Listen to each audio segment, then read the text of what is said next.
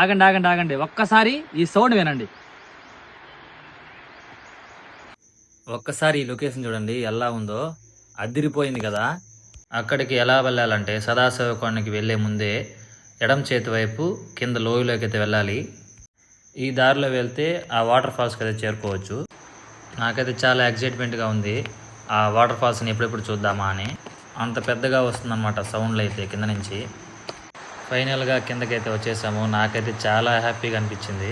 నాకైతే అస్సలు మాటలు రావట్లేదు ఆ వాతావరణము, ఆ వాటర్ ఫ్లోయింగ్ చూస్తుంటే.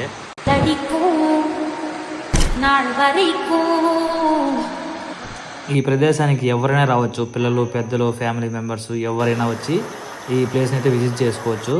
ఈ కాలువ అసలు లోతే ఉండదు, ఎవరైనా మునగవచ్చు. చాలా బాగా ఎంజాయ్ చేస్తారు. మీరు ఈ శివరాత్రికి వస్తున్నారా అయితే ఈ ప్లేస్ని ఖచ్చితంగా విజిట్ చేయండి. మీరైతే అస్సలు మిస్ అవ్వకండి. వచ్చినప్పుడు ఖచ్చితంగా ఈ ప్లేస్ని అయితే విజిట్ చేయండి. ఒకవేళ ఎవరైనా వెళ్ళుంటే ఈ వీడియో కింద ఖచ్చితంగా కామెంట్ చేయండి ఎంతమంది వెళ్ళారో. ఈ వాటర్ ఫాల్స్ గురించి తెలియని వాళ్ళకి తెలియజేయండి, షేర్ చేయండి, ఫాలో చేయండి, లైక్ చేయండి. మరొక అద్భుతమైన వీడియోతో కలుద్దాం. అంతవరకు ఉంటాను. Bye bye.